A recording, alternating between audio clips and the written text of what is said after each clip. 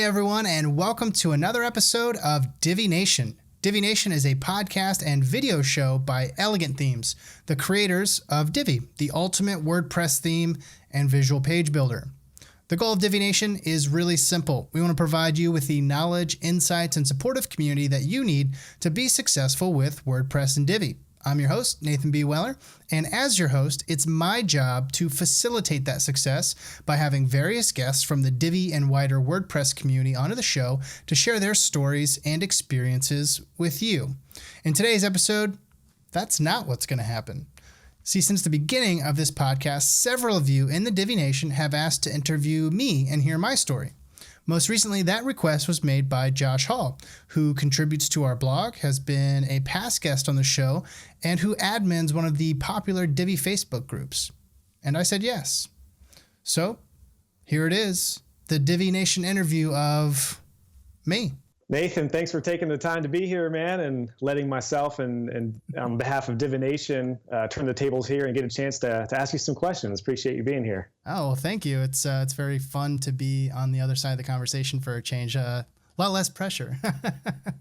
Right. Yeah, I'm feeling the pressure you have here, man. So what's new with you, man? What's new in the life of Nathan B. Weller? Not a lot. Just doing the new year of content planning still. I mean, it's kind of come together about every year towards the end of December, beginning of January. I go from sort of execution mode into, content strategy and planning mode. And things are really starting to come along in that area. We're getting some good metrics this year.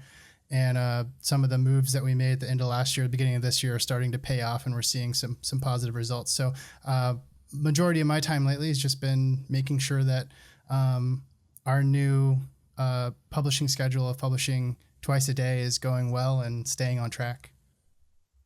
Okay, awesome. And then by the time this comes out, you may have already have spoken, but you're speaking at WordPress or WordCamp San Diego here soon, right? Yeah. And that's going to be really fun. I'm actually planning on, since we're recording this on Monday, I'd like to have this scheduled to go out on Friday. So that'll be the day before I speak at WordCamp San Diego. Okay.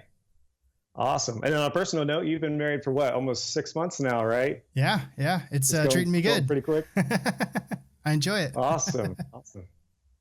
Well, Nathan, first off, man, I just want to say thank you to the work that you've done so far with Elegant Themes as a content manager. I mean, I think Divi Nation is truly the most empowered online community there is, and it's been incredible for me to surround myself with a lot of the good people of Divi Nation and with the Facebook groups, and the engagement has been awesome. It's benefited me tremendously, and I'm sure I can speak on behalf of the entire Divi online community to just say thank you for the work that you've done, because it means a lot. It makes a difference in a lot of our lives. Oh, well, thank you so much. I appreciate that, and I gotta say that I have a pretty unique position where I get to be the mouthpiece to just an amazing company. I mean, a lot of the stuff you're talking about, how all the benefit that the community gets, that's because of the incredibly hard work that our whole team does behind the scenes. I mean, on the content team alone, we've got 2 full-time staffers now. They're working all the time really hard, and they don't get a chance to talk directly to the community all that much.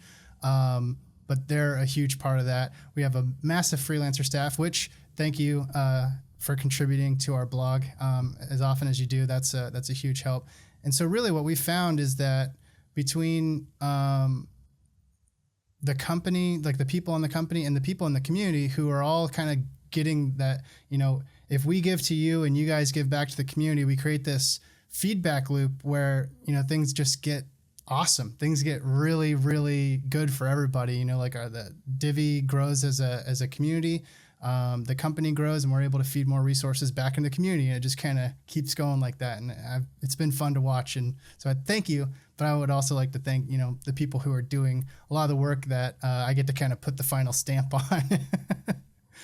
Yeah, absolutely. Well, and it's just so cool that, Elegant Themes has made a product that has made a fan out of its users for a couple of years now. I mean, I love Divi. It has changed my life, and I'm sure I'm speaking for, thousands of people around the world who feel the same way. So, I count myself as part of that group, it's so cool every day to be like, okay, I get to get online and interact with people who they're just all on board for what we're trying to do. It makes work really fun. Yeah.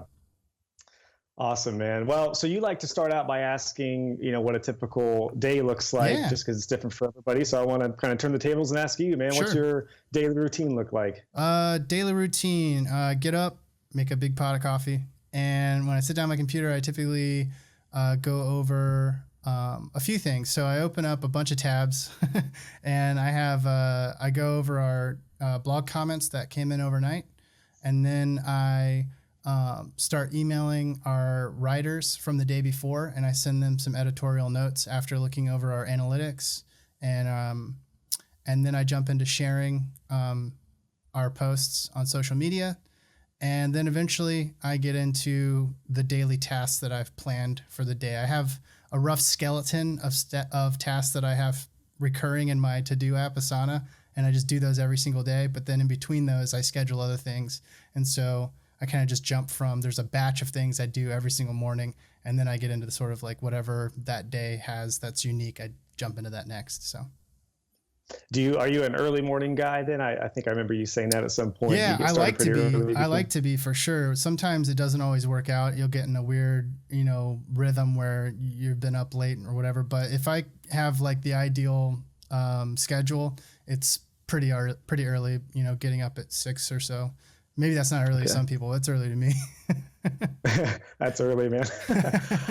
Well, awesome, man. That's great. So what's your WordPress story? How did you get, you've talked to me a little bit about that, when we had coffee last year, but maybe tell the community, how you got involved in WordPress and maybe how that segued into your work with Elegant Themes. Absolutely. Yeah. I was working about 2008 and 2009. I was working at a startup here in Columbus, and I was heavily into just blogging as a hobby. I had been since high school, and I had a whole bunch of these little blogs that I didn't really take too seriously, but I just loved the act of doing it. And it came up at work that they wanted to start a work blog. And so I was tasked with researching what was the best platform for starting a blog for your company. And we chose WordPress. And that was kind of my first foray into really having to learn what self-hosted WordPress is, how to use it. And that blog didn't go anywhere. We barely did anything with it. But it kind of started me thinking. I really enjoyed it. And so when I was, that company, like I said, it was a startup, and they were just changing all the time, and they were getting ready to make a change that I didn't really want to stay on for. So I decided to jump ship, but I didn't really have anything else lined up. So I decided, what if I do this blogging thing, like for real? I know that there's people that do that. And so I started, since I just started learning about WordPress, I noticed that there were a few websites that were blogging about WordPress, and they seemed to be hiring folks. And so I emailed the editors, and a guy that started writing for Elegant Themes around the same time that I did back in 2014, he actually owned this blog. It was called WP Mods. And that was my first professional or paid blogging gig. I had done some other stuff for design blogs, but it was all guest posting. And so he was the guy who kind of got me started in basically the road that I've traveled to today, where you look at WordPress, you find an element of it that you want to learn, you learn it, you figure it out, and then you kind of deconstruct that process and teach other people how to do it. And that was what I was hired to do. I did 1 or 2 articles a week for him. And honestly, it just progressed from there. As I learned more, I was able to do more complex and more detailed tutorials. And as I learned more about the craft of blogging itself, I was able to take on more responsibility. After a few years, I switched from doing article work to a combination of editorial and consulting work and blogging work, and then eventually coming on full time with Elegant Themes as the editor and now the content manager. Very cool. So you said you were doing some work with Elegant Themes beforehand. How did that come about? Did you just start doing some freelance work for them on the blog, or how did the initial meeting? It was kind of funny. How that worked? Yeah, it's a little ironic because I was actually getting ready to quit the WordPress blogging biz. It was 2014. I'd been blogging about WordPress on a near daily basis since like I said 2009, and I was just kind of burnt out, and I was thinking, you know what, I'm gonna pivot from content creation to content consulting, like strategy. And so I was just going to like bill my time hourly to larger companies who needed to develop good content strategy. And Nick emailed me kind of out of the blue because he had saw some of my posts on other blogs and was like, hey, would you be willing to write for Elegant Themes? And I was kind of like, maybe. and I was like, I'd probably do one a week. And he kept like, up in the ante over time. He'd email me and be like, how about 2 this week? Or how about 3? Like, can you give me 5 extra over the next couple, like 3 weeks? I'd be like, oh my gosh. So before I knew it, I was writing just a ton of articles for Elegant Themes. And I enjoyed it though, because one thing I've said over and over again is that the Elegant Themes community is it's an anomaly. It's really special. Mm-hmm. Like you don't get to meet folks like this in other parts of the web. There's never been a blog I wrote for before where you try to engage the community and there's just an overwhelming positive response. I mean, of course agreed. You have a few people who are like maybe overly critical or whatever, but even those people are huge fans of the blog and given a conversation, they end up, just being, okay, yeah, whatever. Like love what you guys are doing. So I was just really impressed by that. And so the more I was asked to get involved, the more I got involved and the more I enjoyed it until we finally got to the point after a year and a half or so of freelancing. Nick asked me if I wanted to come on board, and I thought that was a good idea. Oh, that's awesome, man. It's a cool story to hear how that segued in for you. And like I said, I mean, you've done an incredible job. And so what I figured we could do at this point here is kind of dive into some of the questions that I had. And then I put a couple questions out on social media and the Facebook groups to get some feedback from the community. Yeah. And so really your story and where you're at now kind of leads me to my first question, which is something that I wanted to ask. Olga Summerhays, part of my Divi Facebook web designers group, and Eileen from Elegant Themes Marketplace, among others, wants to know, how the heck do you manage so much content, so many ideas, scheduling? I mean, you're doing 2 different blogs for the Elegant Theme. You're overseeing, essentially 2 different blogs in the Elegant Themes with the WordPress stuff and then the Divi related stuff. Yeah. Every day. That's 730 posts a year. That stresses me out just thinking about it. So how do you do it, man? What's that look like for you? I mean, I think there was a time at the very beginning where, particularly during Divi 100, where I took on a lot of personal responsibility for every single item. And I just was, I was working around the clock. So the short answer was, at the beginning, I was doing it by nearly killing myself. I was working like around the clock. I was not, taking care of myself. But then over time though, it's really been a growing experience for me.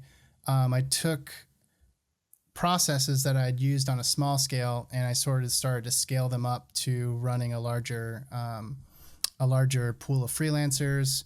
And right now I would say that if your goal is to have a high volume blog, your number one priority as an editor or as a blog owner, whatever you want to call yourself, if you're managing all of that, your number one goal should be processes and documentation. What I've learned is if I can empower the people under me, there's much, much less that I have to touch and get into the nitty gritty of. Because honestly, at this point, at the scale that we're getting to, if I have to get involved in the nitty gritty detail of every blog post, we will get behind right away, like really, really quickly. Right. I always wondered about that. Yeah. So what I try to do is make sure that our expectations of our writers and our expectations of anybody collaborating with us, they're really clear. So we have continued to update what we call our blog author handbook. And that's just a detailed, you've read it, it's a detailed description of how our content should be formatted, our philosophy of content. And I've created the exact same thing. And it's still in progress actually, but I've created this exact same thing, but for our video content for Mac to work off of. And then we have another really essential document, which is a spreadsheet. And one is general WordPress ideas and one is Divi specific ideas. And we use those 2 spreadsheets to keep track of what we've written before. Everybody who contributes to the blog has access to those. There's sections for them to submit new ideas. We have it formatted so that I can approve those ideas and move them into an approved section. And so everybody more or less always knows what it is that they should be working on, and it's their responsibility to get it to us when it's due. And that in and of itself has been kind of interesting. So like one of the things I do every Monday and every Friday is I have a checklist of everybody who's contributing to us right now. And so right now that's actually getting close to like 30 people. It's like 28 right now. Wow. And so I have a did they hit their deadline checkbox. And so I look at, the back end of our blog, Google Docs, wherever people are submitting, and I just go down name by name and say, did they hit their deadline for the week? And if they didn't, then I email them and I say, hey, I haven't got an update from you, and just try to chase people down. A little bit of cat. Yeah. And so right. So I know there's no, right or wrong tool. So you're using Google Docs for the author handbook, for the spreadsheets that you manage and that we as writers can contribute to. Anything else that you're using as far as, tools that help out your scheduling, writing and things like that. And, as you review all the posts? I mean, I suppose if short answer, no, not really. I mean, we use Slack and email and Google Docs to kind of track everything. And then, but I suppose if in an ideal world with a lot of custom software involved, we would have some sophisticated, editorial backend where there's notes and tracking and content creation and all this stuff built into one dashboard. But we don't have that set up. I've never worked for anybody with that kind of setup. And so typically what I've found is that, a blog is as organized as, the editor. And so you just have to find a system that works for you and make sure that you're doing it. Well, and it's funny because you actually inspired me to start using Google Docs more with what I saw with the author handbook and stuff, because typically I would just email that. And I know I talked a lot about in my last client documentation series on the blog about automating your process. Whatever you do multiple times, automate it, whether it's in the email. I know Sarah Oates talked about that in her episode where, automating emails, automating your process. And for you just sent me a link. We didn't have to do a half an hour phone call or meeting. You just sent me the link. I felt like I understood the mission and what it was all about, and we're off and running. So and I guess that's a good filter that I use, when we're talking to people to hire them on or just to have them contribute to the blog, it's kind of a test, I send people this information, and if they turn in an article that is all over the place, it doesn't follow our guidelines, and it's clear that they didn't read that stuff, then we're not going to have them contribute to the blog, because what that means is that every step of the way, I'm going to have to be holding that person's hand to make sure that they read what they said they were going to read, to do what they obviously didn't do, So really, that is a huge thing that you need to take into account, I guess, if you're trying to start a high volume blog is, whoever you bring on, they have to be really self-sustaining and self-starting, because if they can't be trusted to manage their own, to take ownership of the things that they've been assigned, it's not going to work. So. Right. Well, and that's kind of a gift and a curse, I think, is, you're not hand holding everybody in every little step of the way. Yeah. Like with me, you gave me the link, and it was kind of like you said, kind of like a trial, you gave me a test post, and, it went well. And I think that is good for everyone in Divi Nation, especially as freelance web developers. There's going to be very little direction in a step-by-step basis on projects. You got to be self-sufficient and be self-motivated and just be able to get it and go, basically. So and as things have gotten more complex, so there's still some things that I'm trying to iron out. So on the Divi side of things, the concepts for the different posts, as they've gotten more complex, we've had to have more than one person collaborate on a single post, and that's a process that we're still, I think, struggling to do with people who are not working together on a regular basis, who are remote from each other and from me. And so I'm trying to iron out what's the process for if one person wants to develop, they're like, hey, I have this trick, but I'm not a writer. Or I have this design that I want to share, but I'm not a writer. So how can they send us, files? We give that to a writer. The writer writes it. The editor checks it, and then it becomes a post.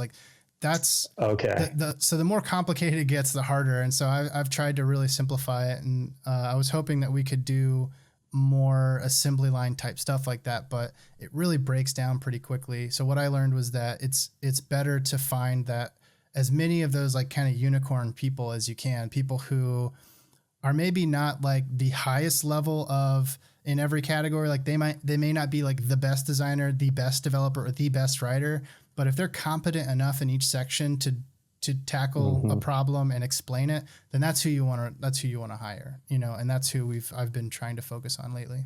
Awesome, man. So one question I wanted to pose to you was regarding the 100 Days of Divi. Sure.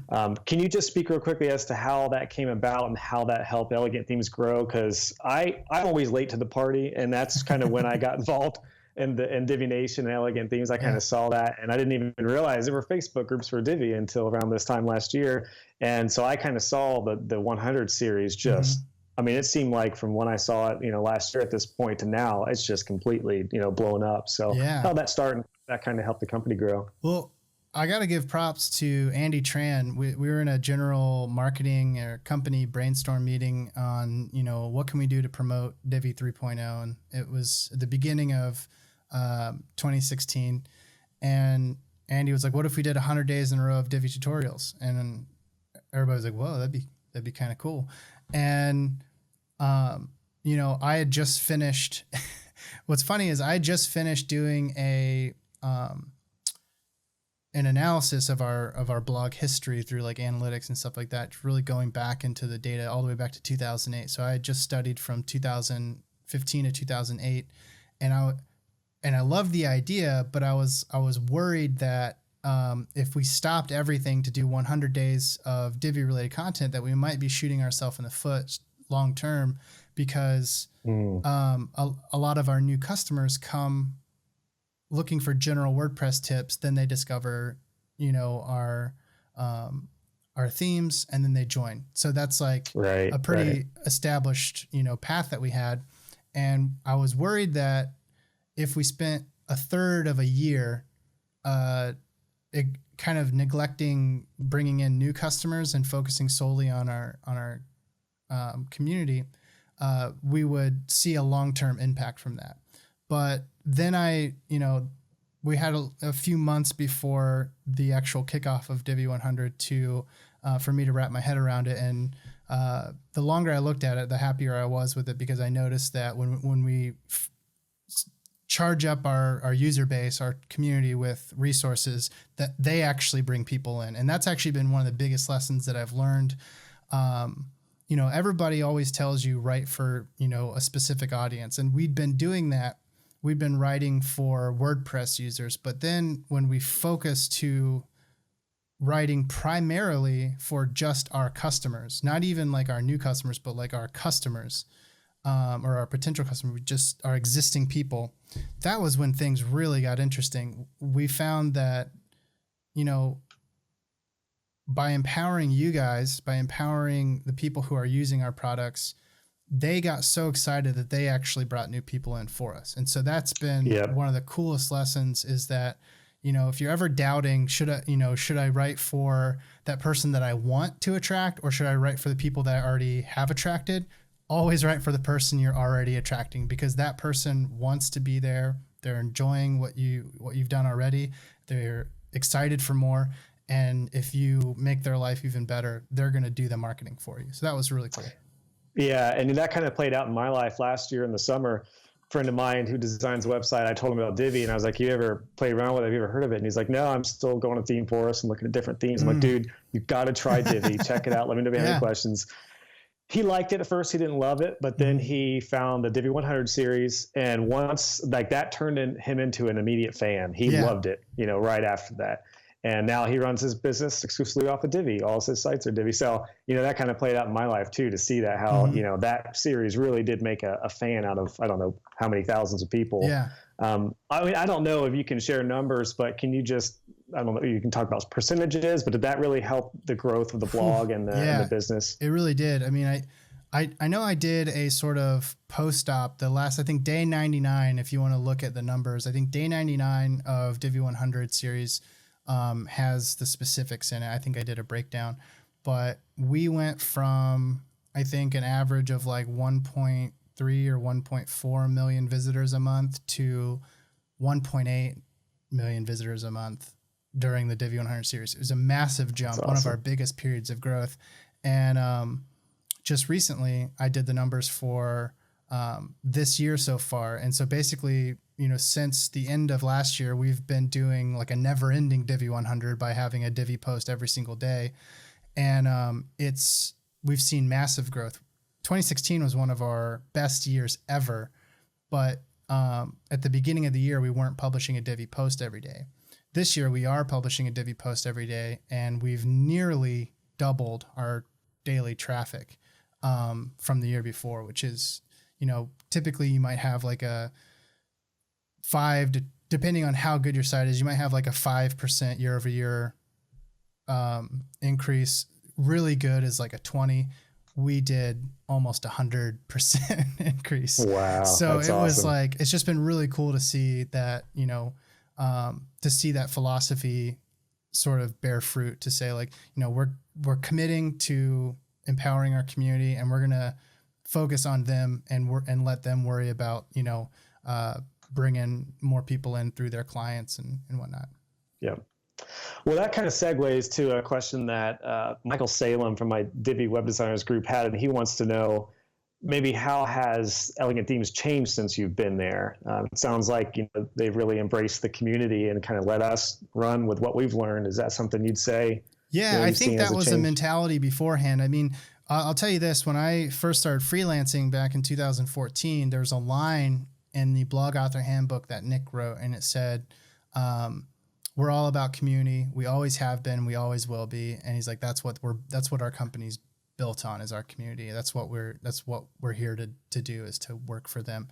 But here's the thing, is like, they didn't have anybody full time on staff whose only job it was to engage with the community and to make sure that message was getting out there and that we were creating things for them. And so I would say the main difference is that, since I came on, is that the values that have always been behind the scenes in Elegant Themes and have always been something that we tried to do, we've just had someone on it full time. And now we have Mac, and now we have Jason Champagne. He came on board recently. So we have 2 full-time staffers working with me on just empowering the community. And so when I think of our content team, that's really what I think of, is like, yes, we're creating content, but the only reason we're creating content is because that we want to help the people who are using our products day in and day out do new things, learn more, become better designers. So it's really all about empowerment. Mm-hmm. That's awesome. That's awesome, man. So we had quite a few people ask, I know Sean from the Divi Theme Users group wants to know, and I think a lot of people want to know, with the growth that Elegant Themes has seen, what are you guys doing now, looking forward marketing wise to kind of stand out from the competition and continue what you're doing? Well, there's stuff that we've done already that we'd like to make more of a regular thing. We've done some live broadcasts, and I think it would be cool if we could get to a point where we not only have 2 blog posts every day, one of them also having a video component to it. Once we get that down to where that's not a problem for us to do every day, the next stage would be adding in more like live video stuff, like doing live workshops every week and things like that on Facebook and YouTube. Very cool. Very cool. Well, so we've had, I have to address this just because we have had several questions come in through Facebook. I don't know how much you can speak to this. I know, we're going to talk more about content and marketing as opposed to, Elegant Themes, specific things. But do you know anything about the Divi documentation for 3.0? Do you know if that's on? That's been something that has been kind of on the to-do list for a long time. It's something we wanted to tackle all the way back in probably November of this last year. And the only reason it hasn't happened yet is because we've just had, we had to switch from, during the Divi 100, basically having our entire staff of developers, designers, and me and Mac working on Divi 100 to basically just me and Mac working on making sure that there was a Divi blog post out every day. And so my task was to then recruit more people like yourself from the community to contribute on a regular basis. And so now we're finally in a place where we're scheduling posts out farther into the future and creating some space for myself to go back and start creating the detailed documentation, just like I did for Extra. And so I think in the near future, we might actually do it in 2 steps. We might do sort of like a rough cut and then do like a really polished version of the documentation like a month or so later. Okay. But we're getting it out the door as soon as possible is the short answer. And then I was just going to ask if you had like a dedeadline or, a projected time when you want to. I don't want to commit to a specific deadline, but I can promise you that it is top of our list. We're not doing it because we're just not thinking about it. It's something we really want to get done. Awesome. Well, I know I'll appreciate that. A lot of the community will, and I'm sure my clients who are confused about the visual builder will appreciate that too. So yeah, it's good to know. So Andrew Palmer with the Elegant Themes Marketplace and Divi Theme Users Group had a really interesting question I wanted to pose to you, and he wants to know, one, kind of how much content is too much, if there is too much content, and then with you running social media with all the different avenues there, plus the blog and the podcast. Is all that measurable? The social media, is that measurable to overall sales for Elegant Themes? So let me take the too much content one first. Yeah, absolutely. There's too much content. If you get to a point where you're not getting returns on your content, that's too much. And if you're getting to a point where creating content is taking so much time away from everything else that you're not able to do your core business, then you need to scale back.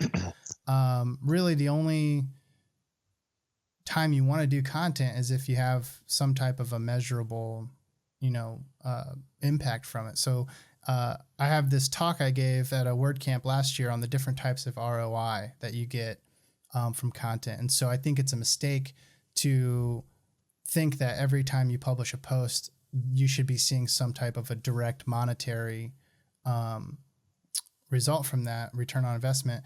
But there are measurable returns on investment.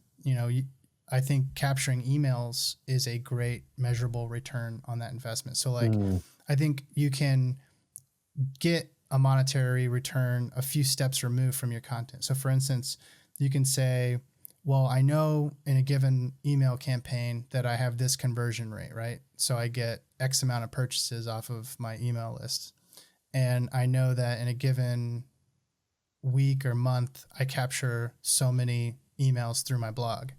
And so, I would monitor how many emails you're capturing, maybe per post or per week or per month, however you want to split it up, and then compare that to your email list. And is the conversion, the number of conversions from your email list worth the blog, the blog post? And there are a number of different ways that you can do that. It doesn't have to be email. It could be other things. But, we know, for instance, that every blog post that we publish in a roundabout way results in so many purchases. And so that's something that we figured out, but it can take a while to do that. Gotcha. And so the same for social media, you would say, as far as, your Facebook and Twitter and everything. I know it's probably a little bit different with the engagement there, but I mean, I think with Facebook and Twitter, there's analytics in those built into those platforms, and you can hook it up to you can also hook it up to like Google Analytics and run different campaigns. And I would just say don't do anything because there's an expectation that you should be doing it. Like if you don't know how to use a platform, or you've never used a platform, or it's not natural to you, I'm not saying you shouldn't learn it, but you shouldn't just do it because somebody else is on it and you think that you should too. Like everything you do, I think you should approach it systematically. You should first learn it systematically, approach it with a strategy in mind, execute that strategy, and then measure the results. And if you're not getting results, don't just do it because it's expected, Gotcha. Yeah, that's good advice, man. So I know we're getting, a little long on time here. So I guess I just want to pose one last question. I like to talk too much. No, this is good, man. I could talk for hours about this. And like I said, I know the community's excited to finally hear from you. I guess kind of the last big question I have for you stemmed from Dominic from my Divi web designers group.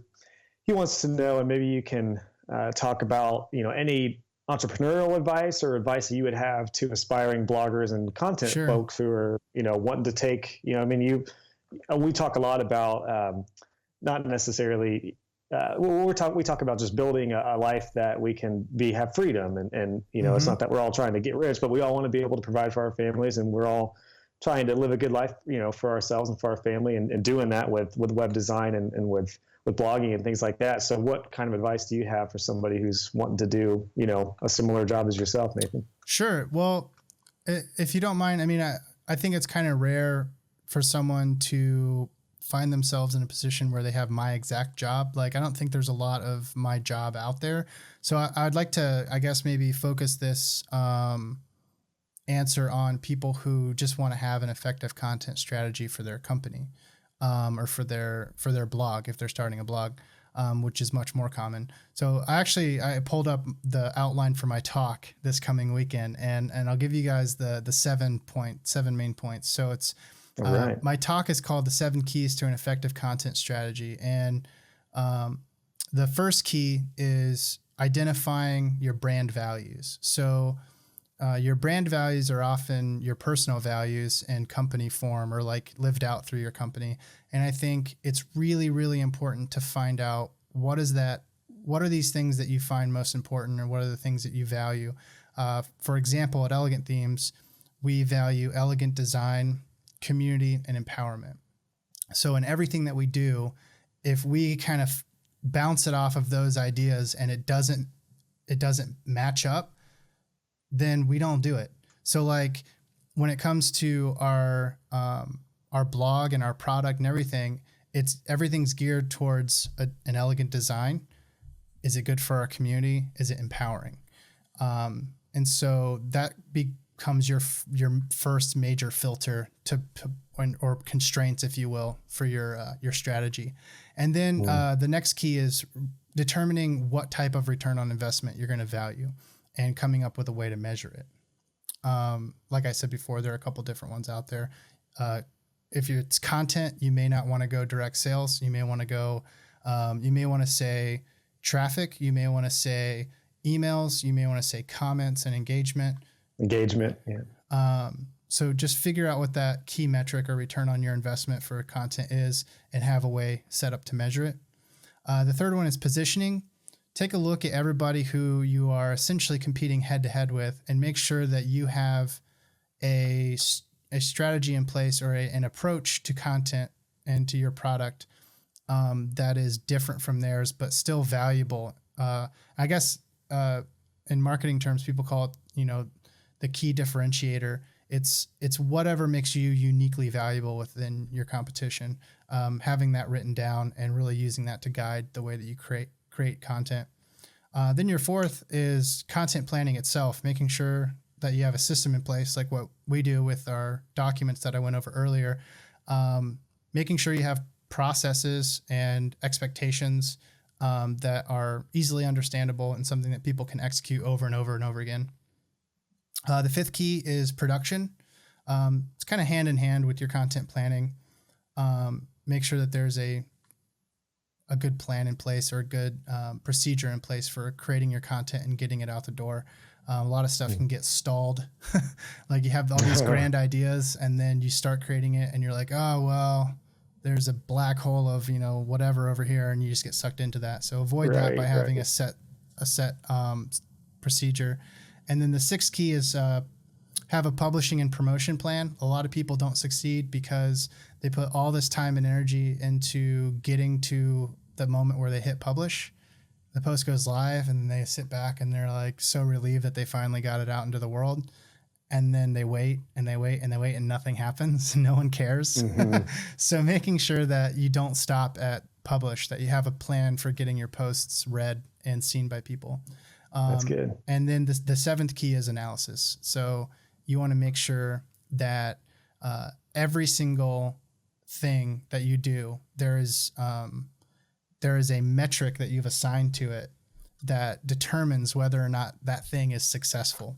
And that metric might change over time, but the important thing is that you have one and that you're keeping an eye on it. And that if you're not hitting that metric, you're trying to determine why that is, and you're making changes that are designed to get you to where you want to be.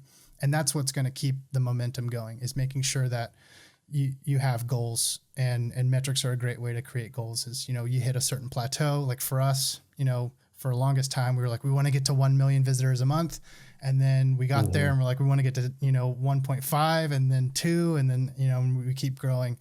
And awesome. So it's good to have those metrics in place and know exactly what you're shooting for at all times. And so, yeah.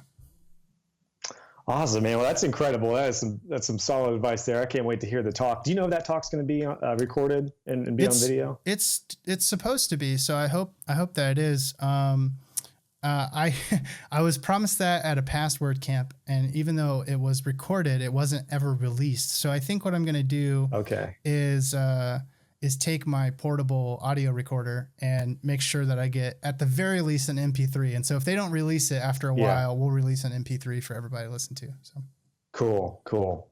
Awesome, man. Well, Nathan, thank you again for taking the time to do this, man. I really appreciate it. I know, it's been tremendous for me, what you've done for me, letting me be a part of the community and to contribute to the Elegant Themes blog. It's done a lot for my personal brand, and it's really given me a lot of fulfillment and kind of re-energized my passion for not only just web design in general, but now being able to actually help fellow aspiring web designers and engage with the community. So it's been awesome. And I appreciate you taking the time and accepting this. I know I looked at the growth of the company. I'm like, man, how does Nathan manage 730 blog posts a year? So I'm sure a lot of the community was curious to hear from you. So thanks for taking the time to do this, man. Well, thank you. And thank you for your passion and your willingness to jump in. This was really fun. I hope everybody enjoyed it.